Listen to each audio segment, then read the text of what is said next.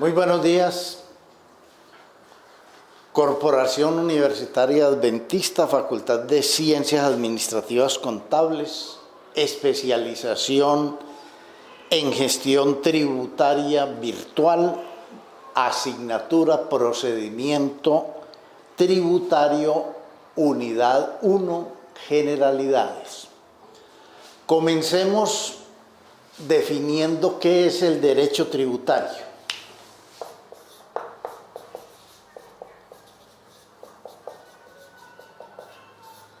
El derecho tributario son las normas jurídicas que crea el Estado en los que nos exige que le tributemos, que le demos los recursos que necesita para implementar las obras públicas que el Estado tiene que hacer.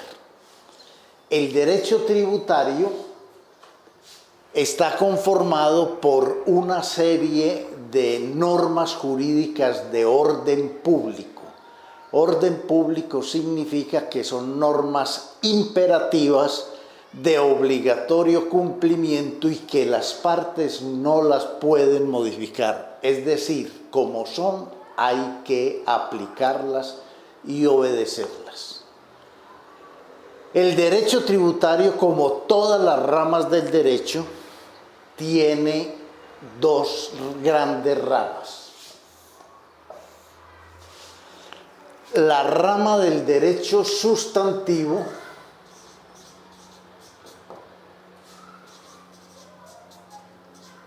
y la rama del derecho procedimental.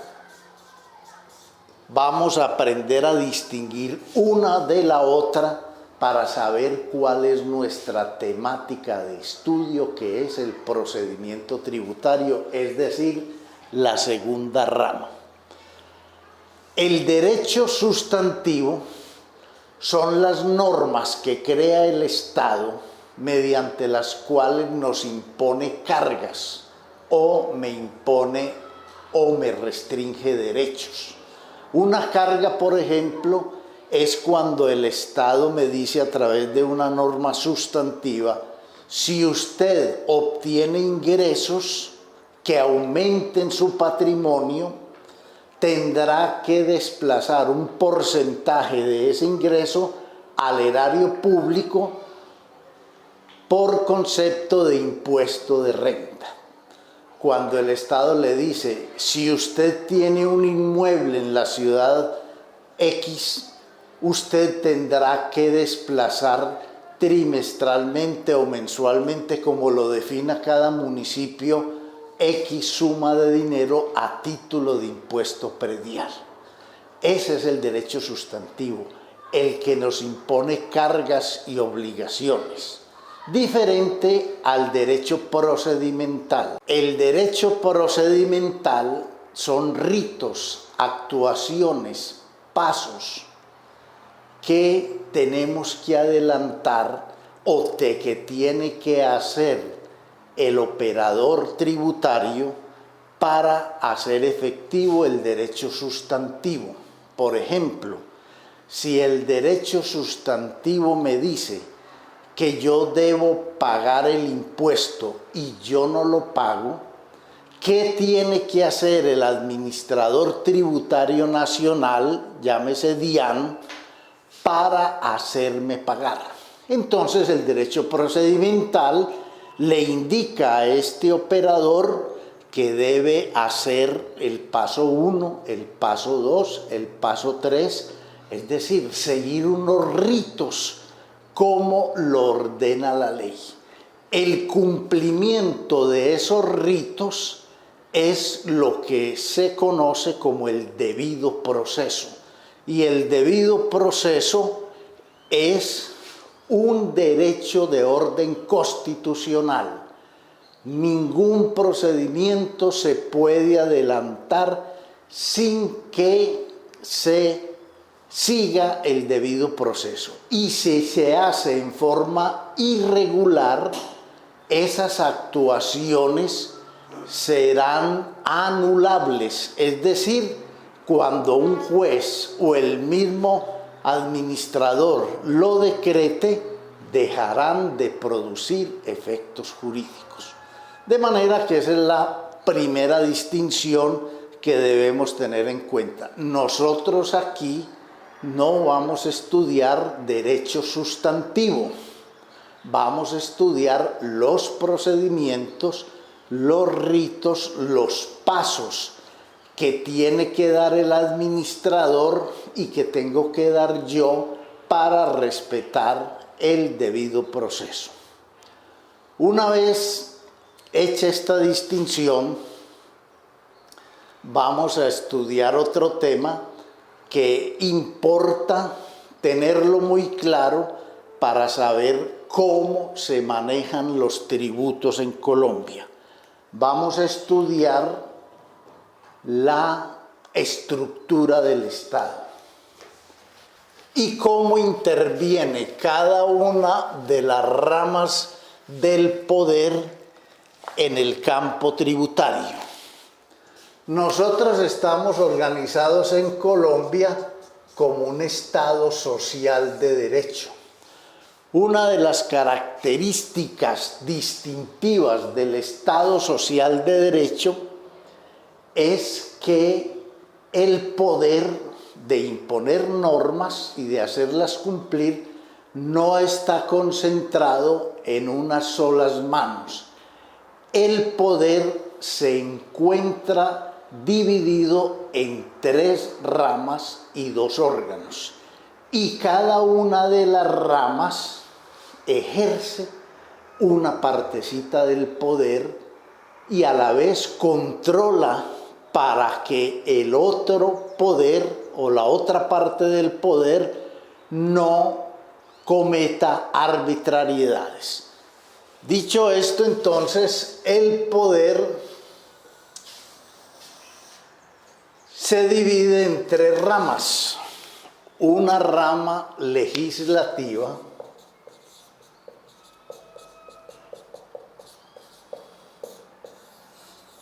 una rama ejecutiva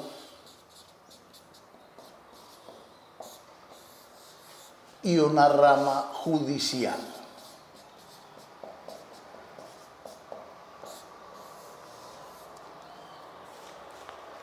Quien crea el derecho, quien nos impone las cargas tributarias, quien tiene el poder de imposición, al menos en tiempos de paz, es la rama legislativa, a través del Congreso, que a través de la ley nos impone las cargas tributarias. Y hasta allí llega su poder. Quien ejecuta esas normas que crea el Congreso es la rama ejecutiva. A la cabeza está el presidente, y el presidente en materia tributaria se vale del Ministerio de Hacienda, y a su vez el Ministerio de Hacienda tiene una unidad especial para administrar los impuestos, que es la DIAN. En caso de impuestos territoriales, es decir, los impuestos de propiedad de los departamentos, municipios o distritos, quien ejerce la administración son las secretarías de Hacienda departamental, municipal o distrital. Lo que nos debemos preguntar es: ¿qué es administrar los impuestos? ¿Qué facultades le da la ley al administrador para que ejerza su función de administrar los impuestos en nombre del Estado, bien sea la nación, el departamento, el municipio o el distrito? Administrar es recaudar.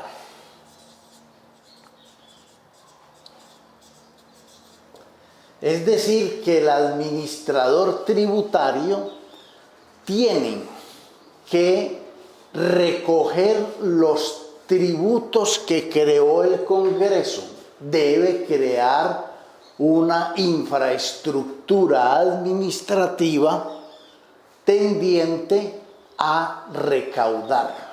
Por ejemplo, la DIAN recauda sus impuestos a través del sistema financiero. Por eso nosotros tenemos que declarar y pagar en los bancos, salvo en materia electrónica, que ya hay otros medios de pago, como son los pagos electrónicos. Pero recaudar es hacer cumplir la ley, haciendo que los sujetos pasivos del impuesto paguen lo que la ley le ordena que pague. Esa es su función. El administrador crea una división, que es la división de recaudación, cuya función, junto con el sistema financiero, es el recaudo.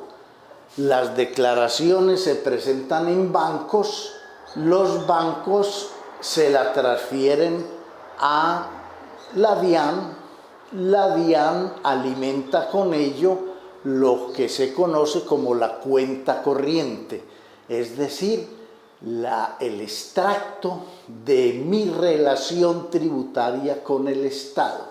Si tuve que declarar renta, ventas, impuesto a la riqueza, pues allí tendré tanto las declaraciones como los pagos, los saldos a pagar o los saldos a favor que generaron mi declaración. También el administrador tiene facultades de fiscalización. Los artículos 683 y siguientes del Estatuto Tributario Nacional le da unos poderes de fiscalización. ¿Y qué es fiscalización? Es verificar que la persona cumpla con lo que le ordena la ley. Por ejemplo, la ley me ordena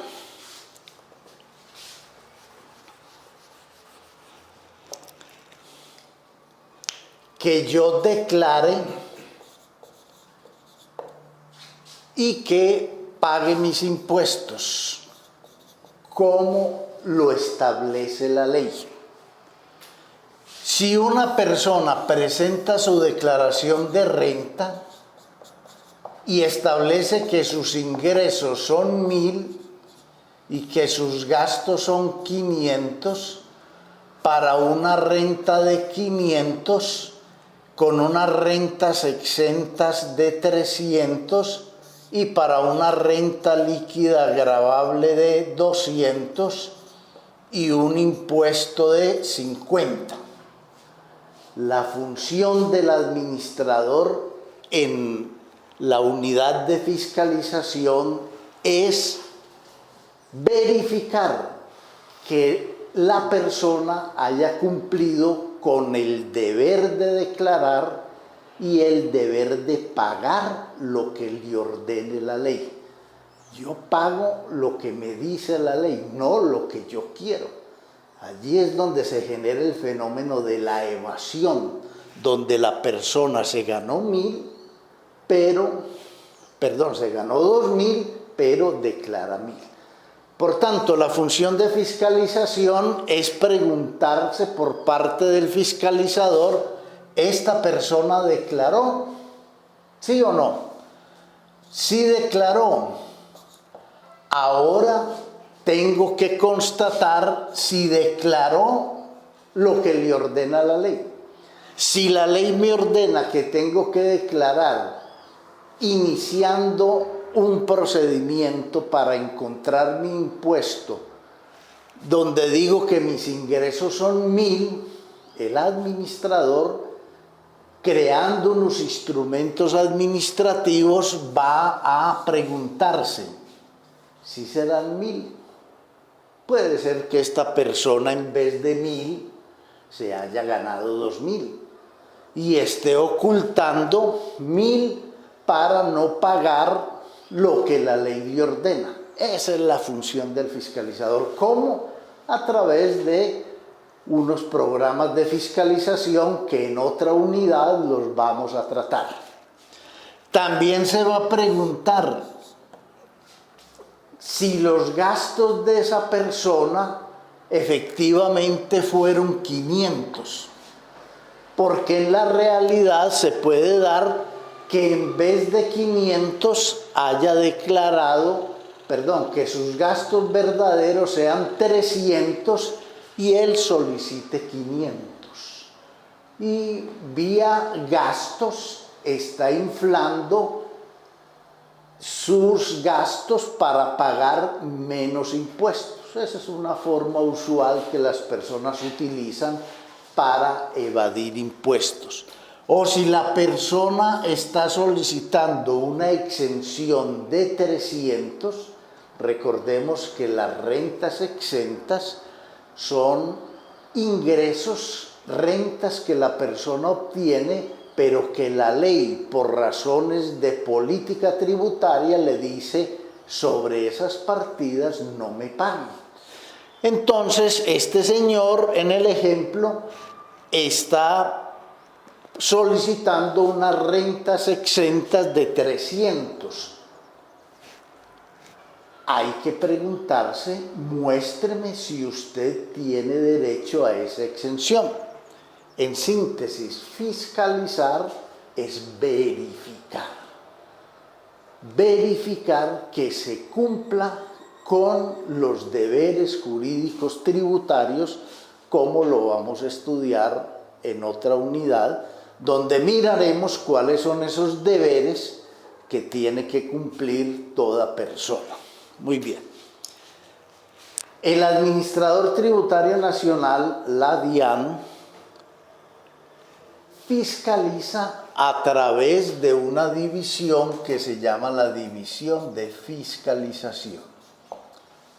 Muy bien.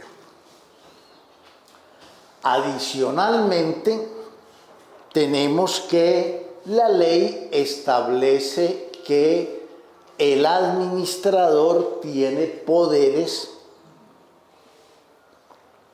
de determinación de impuestos. Determinación de impuestos.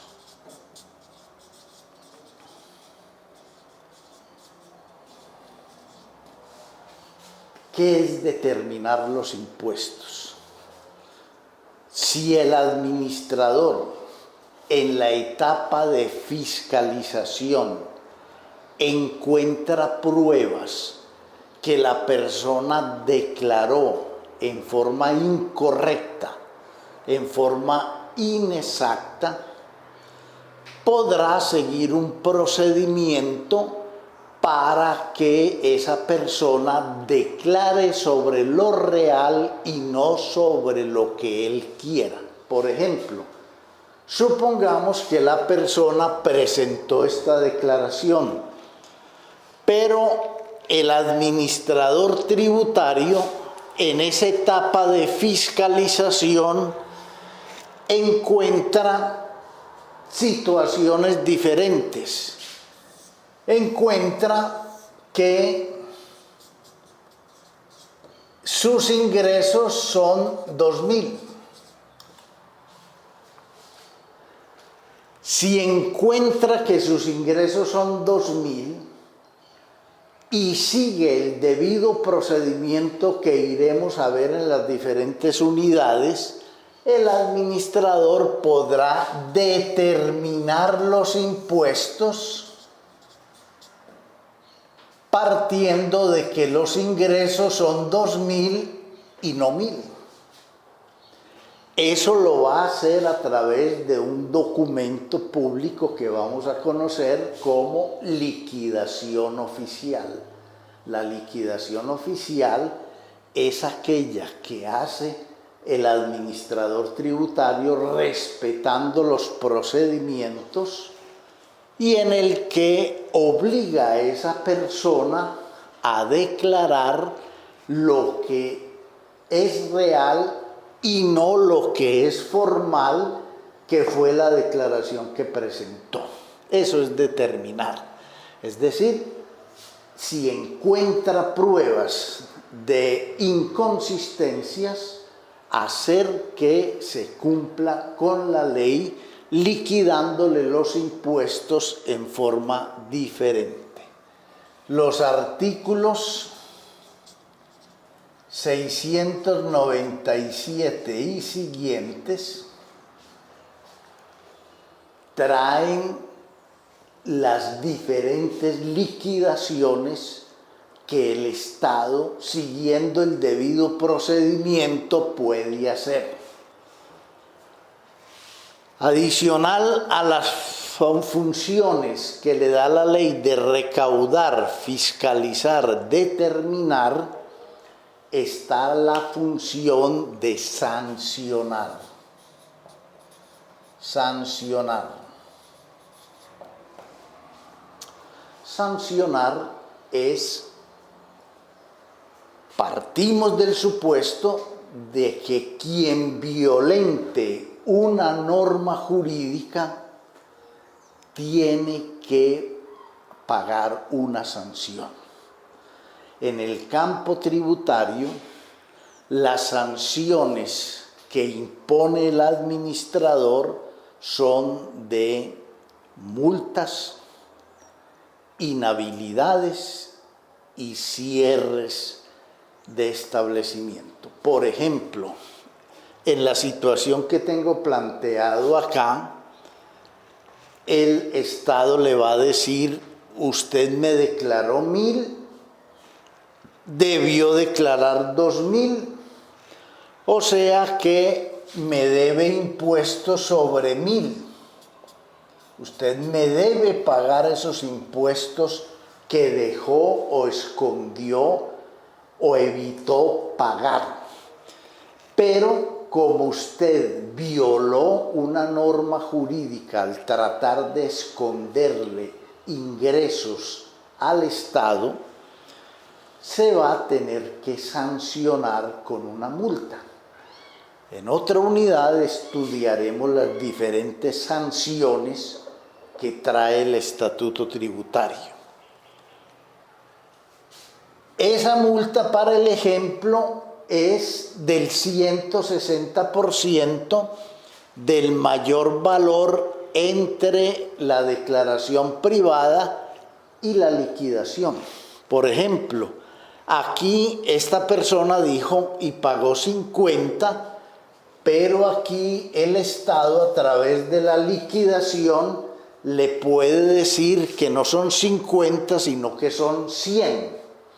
Por tanto, esa persona a título de impuestos debe 50 y a título de sanción debe 50 por 160%. Esa es la sanción. Y hay otra sanción que surge de ese incumplimiento y es la sanción de intereses moratorios, porque estos 50 los debió pagar desde la fecha en que presentó su declaración. Y si partimos del supuesto de que esta es la declaración del 2013 y aquí estamos en el 2016, entonces han corrido unos términos o plazos donde la persona debió haber pagado 50 y no los ha pagado. Por tanto, habrá que sancionarlo por intereses moratorios a la tasa de usura, que es la que permite el Estado. Eso es sancionar. Otra función que cumple el administrador tributario es la de Discutir. Discutir. Discutir es cuando el Estado, a través de una liquidación o a través de una sanción que lo hace a través de una resolución sancionatoria, me impone una multa, allí hay un conflicto. Porque yo digo 50 y el administrador dice no son 50, sino que son 100 más las dos sanciones que les acabo de referenciar. Por tanto, hay un choque entre el administrador que dice me debe más de lo que usted declaró y me tiene que pagar la sanción, y el administrado que pretende que solo pagar 50. Cuando el Estado me liquida mis impuestos, yo no estoy de acuerdo como los liquidó, yo puedo discutir y debo discutir con el administrador. Es decir, proponer los recursos que tienen las liquidaciones oficiales, diciéndole, señor, usted, señor administrador, usted se equivocó, está obrando arbitrariamente, no tiene pruebas de esa modificación, en fin, de darle al administrador a través de los recursos las razones de hecho y de derecho para considerar que la liquidación no es correcta. Esto siempre y cuando el administrador haya obrado arbitrariamente. Porque si el administrador lo que descubrió fue una evasión, pues es ilógico que yo entre a discutir. Allí posiblemente es mejor tomar otra alternativa que la estudiaremos posteriormente, que es la de corregir y obtener una rebaja en la sanción.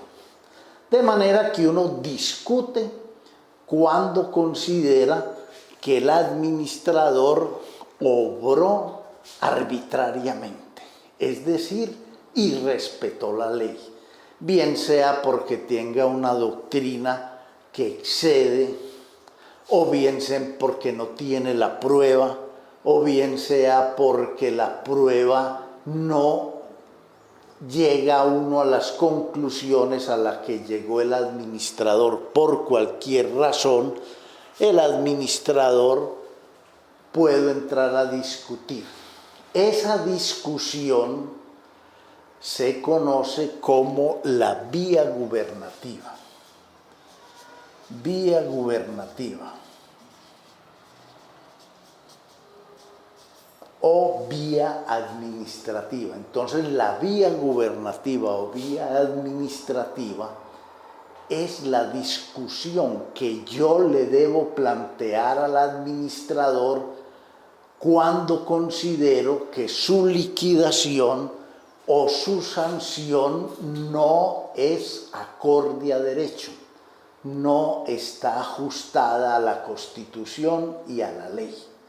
Porque vuelvo y reitero, si lo que pasó es que me descubrieron en mi evasión o en mi elusión y el descubrimiento corresponde a la realidad económica, pues es ilógico entrar uno a tratar de convencer a otro cuando no tengo la razón, cuando la razón la tiene el administrador.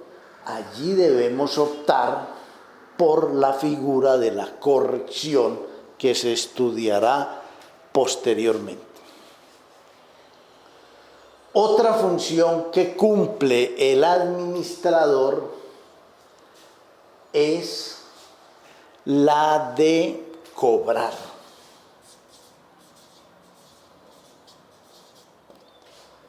Me devuelvo un poco a la de discutir. La de discutir, el administrador crea una división a su interior, al menos el nacional, con el que se discute, que es la división jurídica. Ante esta ente se deben interponer los recursos y allí se hacen las discusiones. ¿Correcto? Muy bien. Cobrar. Cobrar es cuando el administrador no se le paga lo que la ley ordena. Por ejemplo, yo declaré 50 y no los pagué, o me liquidaron 100 más las sanciones, pero esta de liquidación está en firme.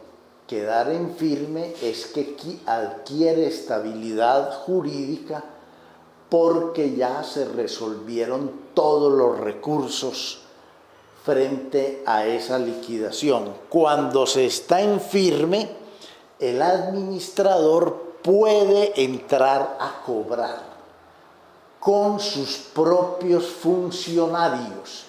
No tiene que recurrir a otra autoridad. Él mismo puede adelantar a través de un procedimiento que iremos a estudiar, que se llama el cobro administrativo coactivo, puede entrar a cobrar lo que se le adeuda. Eso se hace a través de un procedimiento de cobro que fundamentalmente consiste en detectarme qué bienes tengo yo, y si me encuentra bienes, embargármelos y secuestrármelos, y mediante un procedimiento llevarlos a un remate, y una vez rematados esos bienes, pagarse, cancelar la obligación, y si sobra plata me la devuelve. Si queda faltando, pues quedo yo aún con una deuda con el administrador. Eso es cobrar. Y lo otro es devolver.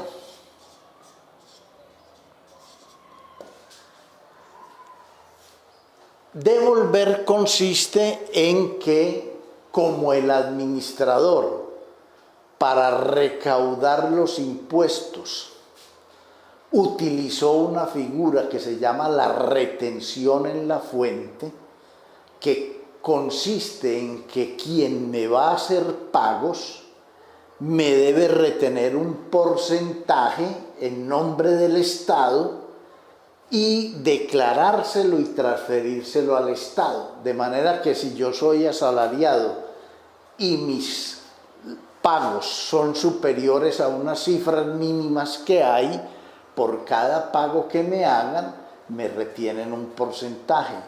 O si yo vendo un artículo porque soy comerciante y me van a pagar ese artículo, quien me va a hacer el pago me saca un porcentaje, se lo declara y se lo transfiere al Estado. O sea que el Estado se inventó la retención en la fuente para ir recaudando los impuestos a medida que se van produciendo los hechos económicos. Y cuando yo declaro, cruzo cuentas con el Estado. Cruzo cuentas de cuánto tengo que pagar de impuestos y cuánto me retuvieron. Se cruzan estas cuentas y puede generarse un valor a pagar o puede generarse un saldo a favor. Si se genera un saldo a favor, ese es un dinero que no es del Estado. Ese dinero es mío. Y por tanto hay un procedimiento que lo iremos a estudiar, mediante el cual le digo yo al Estado, en cabeza del administrador tributario, que para efectos nacionales es la DIAN: señor Estado, devuélvame el exceso de lo que se me recaudó. Eso es devolver. De manera que el procedimiento tributario trata todas estas etapas en el Estatuto Tributario Nacional. Estatuto Tributario Nacional, entre los artículos 555 a 869. Allí están los procedimientos y a eso es lo que nos vamos a dedicar durante estas 8 unidades que vamos a estudiar el procedimiento. Muy bien. Entonces, tenemos claro que el administrador tributario tiene todas estas facultades. La DIAN o las secretarías de Hacienda tienen las facultades que les acabo de relacionar. Esas facultades que tiene el administrador las manifiesta a través de actos administrativos. Entonces, ¿qué es un acto administrativo? Un acto administrativo es la manifestación de la voluntad del administrador con relación a mi situación tributaria frente al Estado. Por ejemplo, cuando el Estado me dice: no estoy de acuerdo con lo que usted me declaró, eso lo hace a través de un acto administrativo que lo vamos a conocer como requerimiento especial. O cuando el Estado me dice: lo voy a sancionar con una multa porque usted no lleva libros de contabilidad, y la ley a usted le exige llevar libros de contabilidad. Esa es un acto administrativo que lo vamos a conocer como una resolución sanción. De manera que el administrador habla a través de actos administrativos. El administrador profiere 2 tipos de actos administrativos.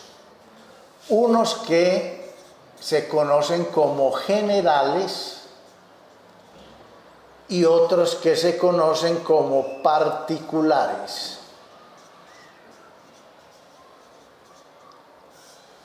Los actos administrativos generales son actos abstractos que no van dirigidos a toda la colectividad, sino que van dirigidos los actos administrativos generales son abstractos, van dirigidos a toda la colectividad, pero no se refieren a una persona en concreto. Por ejemplo, cuando el administrador tributario, a través de un decreto reglamentario, establece: quien en Colombia tenga ingresos brutos iguales o superiores a 2.400 VT, me tiene que declarar. O si tiene un patrimonio bruto igual o superior a 4.500 VT, me tiene que presentar una declaración. Este es un acto abstracto porque no va dirigido a ninguna persona en particular, va dirigida a la colectividad. cada colectividad, toda la colectividad tiene que conocer ese acto, porque la ignorancia de la ley no es excusa. Debe conocer este decreto reglamentario y preguntarse si yo en el año tuve unos ingresos brutos superiores a 2.400, que son aproximadamente para el año 2016 39.591.000, o si tiene un patrimonio bruto que para el año 2016 es igual o superior a 127 millones de pesos. De manera que si yo estoy en esos presupuestos porque tengo esos ingresos o tengo ese patrimonio, debo cumplir con el decreto reglamentario. Ese es un decreto, un acto administrativo general. Los actos administrativos particulares son concretos y van dirigidos única y exclusivamente a una persona en particular. Es decir, van dirigidos a Pedro Pérez. Cuando el administrador dice: señor Pedro Pérez, yo pretendo a través de una liquidación oficial modificarle su declaración de renta y reemplazársela por una liquidación oficial. Esa liquidación solo interesa a Pedro Pérez. La actuación del Estado está concentrada en ese sujeto. Los demás personas naturales, ninguna incidencia les afecta ese acto administrativo. O cuando el administrador le dice: señor representante legal de la empresa ABC, yo le impongo una multa por no darme la información que le solicité a través de una resolución que usted debió cumplir y que me lo debió hacer en unos plazos, en unos formatos y en un medio técnico que yo le indiqué, y ninguna de esas funciones cumplió. De manera que usted me va a pagar esa multa. Eso lo hace a través de un acto administrativo particular. La diferencia de los actos administrativos generales como los particulares, pues, está a quién va dirigido el acto y quién lo tiene que obedecer o cumplir. De aquí en adelante vamos a hablar de los actos administrativos, una vez generales y otra vez particulares. Pero centrémonos en este momento en los actos administrativos particulares, que ya sabemos en qué consisten, qué es lo que más nos interesa.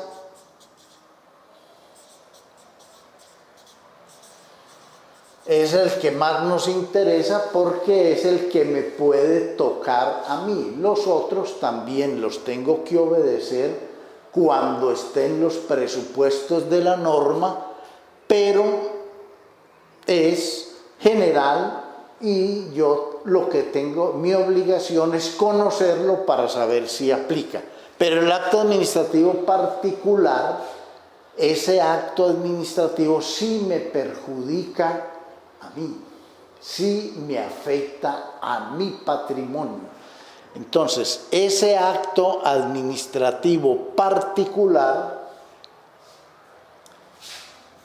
Si yo no estoy de acuerdo con él, por ejemplo, con la liquidación que me modificó mis impuestos o con la sanción que me impone la ley, entonces yo debo interponer los recursos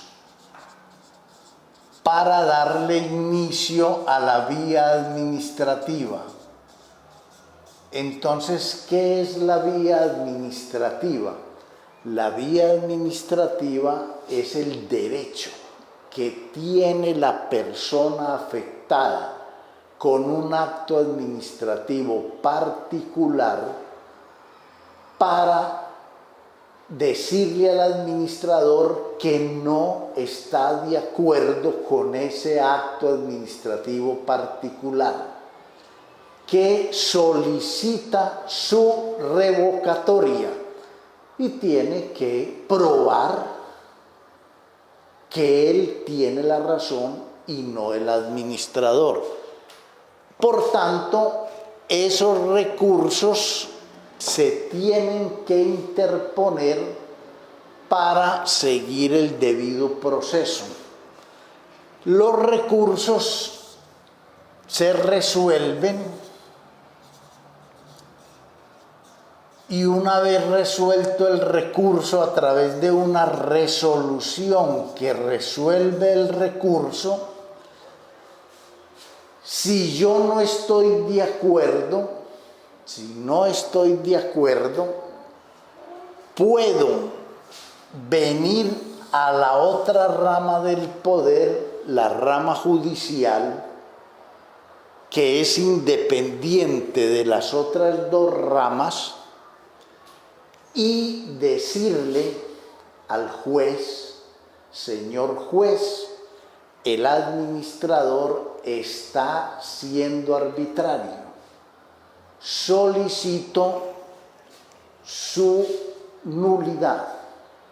Lo que debemos comprender es que en Colombia la rama judicial ejerce un control sobre los actos administrativos que profiere el administrador.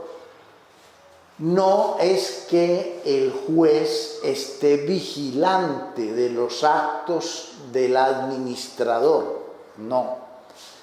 El juez está presto a darle la razón o bien al administrador y al administrado, pero siempre y cuando el administrado, el que se considera perjudicado con el acto administrativo, interponga una demanda de nulidad y restablecimiento del derecho.